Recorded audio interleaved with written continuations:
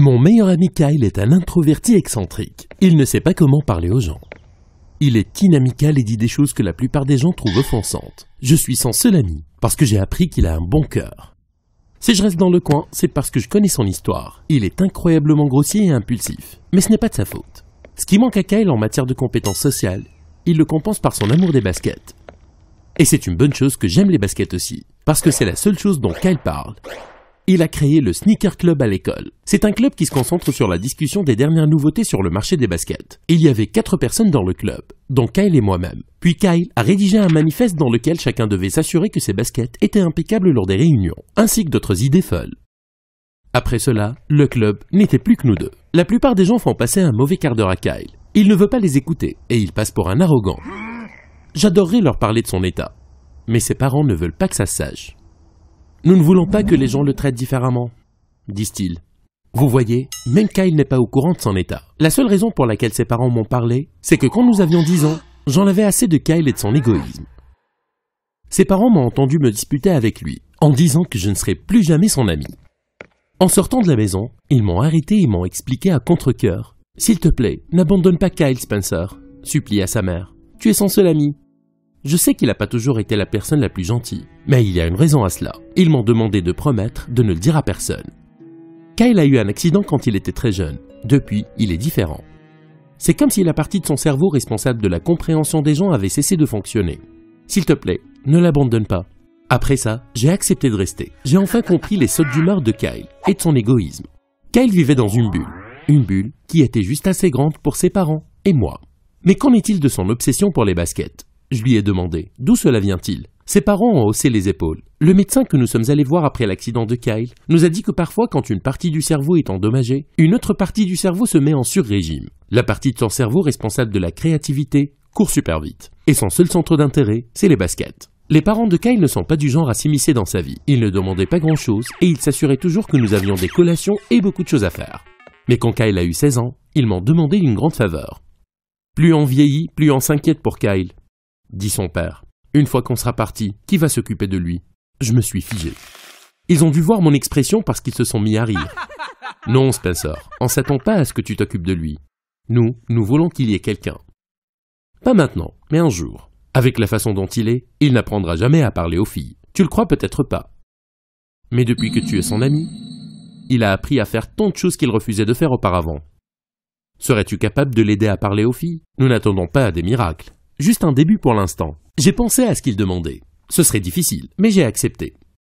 J'avais de la peine pour eux, et encore plus pour Kyle. J'ai commencé à penser à lui quand il était plus âgé. Je veux dire, qu'il supporterait comme il est maintenant. J'avais besoin de l'aider. Je savais que Kyle n'allait pas me rendre la tâche facile. Il n'y avait qu'un seul moyen pour qu'il envisage de regarder une fille. Il fallait qu'elle aime les baskets autant que lui. Cela m'a pris une semaine, mais j'ai trouvé 7 filles qui correspondaient à ces critères. J'ai entamé une conversation avec chacune d'elles, je les ai invitées au Sneaker Club.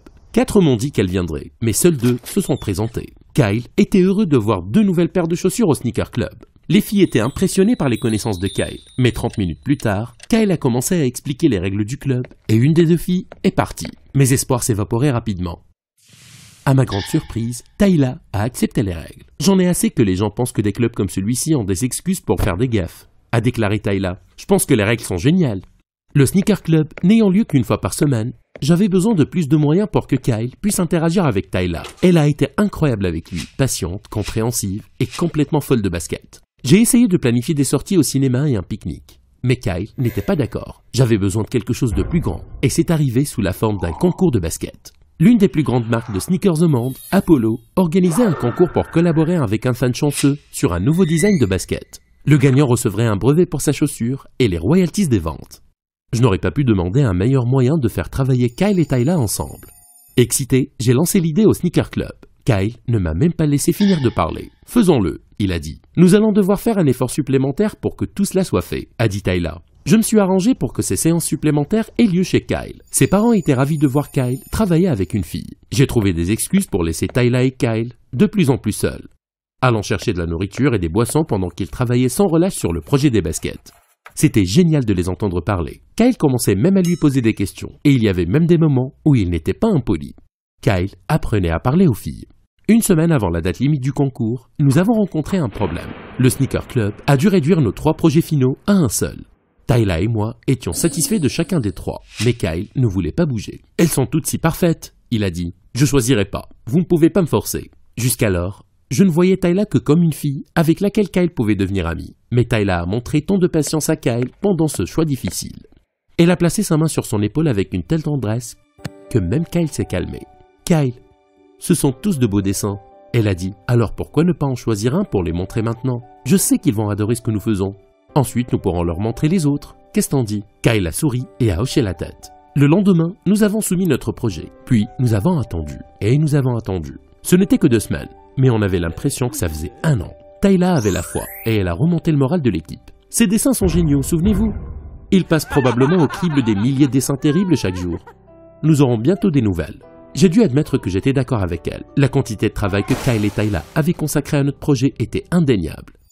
En regardant certaines des contributions sur les réseaux sociaux, je savais que nous avions une réelle chance de gagner le concours. La foi de Tyla a été récompensée 3 semaines plus tard. Nous avons reçu un email de la société nous annonçant que nous étions dans le top 5. Nous étions ravis. Tyla m'a serré dans ses bras, puis a embrassé Kyle. Et il fallait que j'en rie. C'était la première fois qu'une fille l'embrassait. On dirait qu'un bus lui est rentré dedans. Il ne savait pas quoi faire de ses mains, mais il a souri.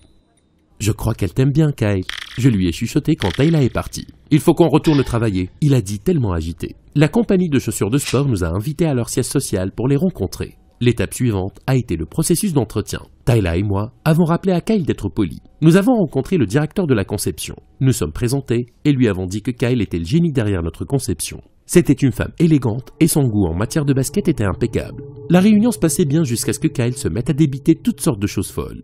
Nous avons essayé de le faire arrêter. Mais le mal était déjà fait. À la fin de la réunion, la directrice a demandé à me parler seul à seul. « L'excentricité de votre ami est géniale, mais je ne peux pas le laisser diriger votre équipe. Il est grossier. Le public va le détester. Nous devrons en faire de vous le chef d'équipe. Je n'ai pas aimé ça. » Kyle et Tyla ont dirigé les conceptions. J'étais essentiellement un observateur. Elle ne voulait pas m'écouter. Pensez-y. Faites-le moi savoir dans 1 heure. Ou je remplace votre équipe et je jette le projet. J'ai parlé à Tyla et Kyle de notre discussion sur le chemin du retour. Bien que je me sois senti coupable, ils n'ont pas hésité à suivre le plan de la directrice.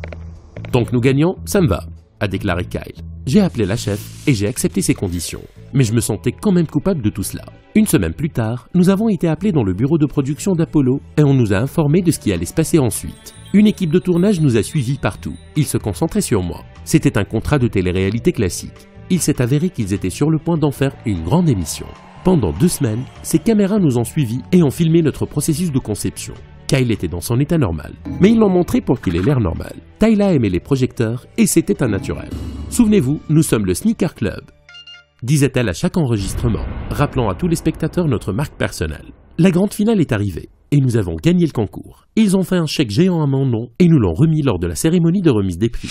Le sourire de Tyla s'est alors flétri. Il ne disait pas « le Sneaker Club ». Je ne pouvais pas m'empêcher de me sentir coupable. Si un chèque à mon nom était mauvais, les choses allaient s'aggraver. 2 jours plus tard, j'ai reçu un message électronique m'annonçant que 4 millions de dollars avaient été déposés sur mon compte bancaire. Immédiatement, j'ai réuni l'équipe et engagé des avocats pour créer le Sneaker Club en tant que société. L'argent a été réparti à part égale entre nous, avec un accord sur toutes les redevances futures. Je pensais avoir tout réglé, mais ce n'était que la partie visible de l'iceberg. Le vrai problème était devant nous. Les demandes de relations publiques, les campagnes publicitaires, les interviews et les apparitions d'invités ont commencé. Heureusement, c'était nos vacances d'été et nous avons pu assister à toutes les manifestations. Après 1 mois, Kyle en a eu assez. Il avait contrarié presque tous les animateurs de télé. Tyla et moi avions fait de notre mieux pour apaiser les choses, mais la tension dans notre équipe s'intensifiait. Finalement, Kyle a démissionné. Très vite, Tyla l'a suivi. J'ai choisi de rester. Ironiquement, maintenant j'étais vraiment le visage du Sneaker Club. Les interviews ont maintenant porté sur les raisons de départ de Kyle et Tyla. Le public avait vu un conflit dans l'équipe et c'est ce qu'il voulait entendre. Kyle est un génie, j'ai dit aux journalistes. Ils l'ont traité de grossier et d'arrogant. Il l'est pas, il est... Je voulais tellement leur dire. J'avais promis à ses parents que je le dirais à personne. Mais finalement, c'est devenu trop. Les médias m'ont dépeint comme un saint sous la terrible dictature que Kyle a créée.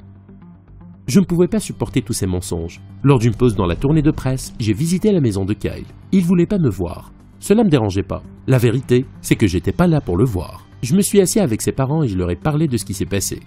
Je dois le dire aux médias, j'ai dit. Ils transforment Kyle en quelque chose qui ne l'est pas. Je dois leur dire la vérité. » Ils ont écouté patiemment, mais ils ont quand même secoué la tête. « Ce n'est pas une bonne idée, » dit sa mère. « Kyle se débrouille très bien comme ça. Je pense pas qu'il soit capable de supporter que tout le monde soit au courant. » À ce moment, j'ai réalisé que ça n'avait rien à voir avec Kyle. C'est à propos de vous. Vous ne voulez pas que le monde sache que Kyle est différent? C'est pas vrai, a dit son père, mais je pouvais dire qu'il était secoué. Le monde n'a pas besoin de savoir à propos de notre fils. Et je pense qu'il est temps que tu partes. J'ai refusé. Tout commençait à avoir un sens maintenant. Et si j'étais irrité par les médias et la presse, j'étais dégoûté par les parents de Kyle. « Vous avez honte de lui. Nous n'avons pas honte de lui, » disait sa mère les larmes aux yeux.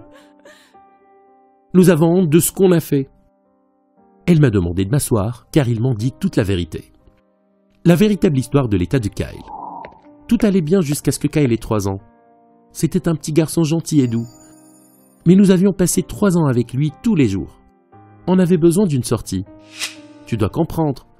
On voulait juste une soirée, une chance d'être à nouveau des adultes.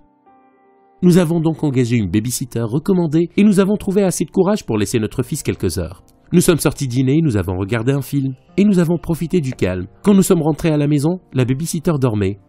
Et Kyle était allongé au pied de l'escalier. Il était tombé de 2 étages et s'était cogné la tête plusieurs fois en descendant. Nous l'avons emmené d'urgence à l'hôpital en priant pour qu'il aille bien. Mais il n'a plus jamais été le même. Spencer, on s'en veut toujours d'avoir fait confiance à cette stupide babysitter. C'est notre faute si Kyle est comme il est. Nous sommes des parents horribles. Le père de Kyle consolait sa femme pendant qu'elle pleurait. À part le docteur, tu es la seule personne à qui nous l'avons dit. Nous n'avons pas besoin que les gens connaissent nos défauts en tant que parents. Donc si tu parles à quelqu'un de l'état de Kyle, tu seras plus autorisé à revenir dans cette maison, dit son père, et nous dirons à Kyle que tu l'as trahi. Comprends ça, Spencer. Nous ferons tout ce qu'il faut pour protéger notre fils. Personne ne doit savoir que nous avons fait ça. Surtout Kyle. Il nous détestera pour ce qu'on lui a fait. Les interviews ont recommencé. Et ils étaient difficiles à faire passer. J'étais déchiré entre faire savoir au monde et perdre mon meilleur ami. Parce que c'est ce qu'il était. Mon meilleur ami. L'idée de le perdre m'a fait mal. Mais l'idée que les gens pensent qu'il est un monstre m'a fait encore plus mal. Dites-nous la pire chose que Kyle vous ait jamais fait, a demandé l'intervieweur dans une interview en direct. J'en avais fini avec les mensonges. Kyle est la meilleure chose qui me soit arrivée dans ma vie. Mais je m'attends pas à ce que vous le compreniez. Il a un problème. Il est tombé dans les escaliers quand il était enfant, et les parties de son cerveau responsables de la socialisation ne fonctionnent plus. C'est un type formidable. Il ne comprend tout simplement pas les gens. Et qui pourrait le blâmer? Tout le monde est à sa recherche. Il est loyal, digne de confiance et surtout honnête. L'intervieweur était sans voix, mais je pouvais pas m'arrêter. J'ai tout raconté à l'intervieweur sur Kyle et Tyla et comment ils étaient la force motrice du Sneaker Club. C'était un soulagement de dire la vérité, mais je savais que cela aurait un prix. Mon téléphone a sonné. C'était un SMS des parents de Kyle. « Tu n'es plus le bienvenu dans notre maison. » J'ai alors su que je reverrai jamais mon ami. Mais je l'aurais refait en un clin d'œil. Un jour plus tard, on a frappé à la porte de mes parents. C'était Kyle et Tyla. Ils souriaient. « Après avoir regardé ton interview, mes parents m'ont tout dit. » a dit Kyle. « Tu sais depuis combien de temps je me reproche d'être différent? Souhaiter que je puisse être comme toi, normal, comme tout le monde. Depuis hier soir, j'ai fait des recherches sur des conditions similaires aux miennes. Et il s'avère que je suis en quelque sorte normal. Et je ne blâme pas mes parents. Des erreurs se produisent. Il m'a fait un câlin et Tyla aussi. À partir de ce moment, le Sneaker Club est devenu plus qu'une simple entreprise de chaussures de sport. Il est devenu une voie pour toutes les personnes qui sont différentes dans le monde. La directrice d'Apollo a adoré ce nouvel angle et a ouvert la porte à Kyle et à son excentrisme. Les interviews étaient différents maintenant, et le monde acceptait beaucoup mieux mon ami. L'obsession de Kyle était toujours les chaussures, mais il en avait une nouvelle aussi, apprendre sur son état. Pas pour qu'il s'intègre, mais pour qu'il puisse aider d'autres enfants qui sont différents. Tyla était sa plus grande fan.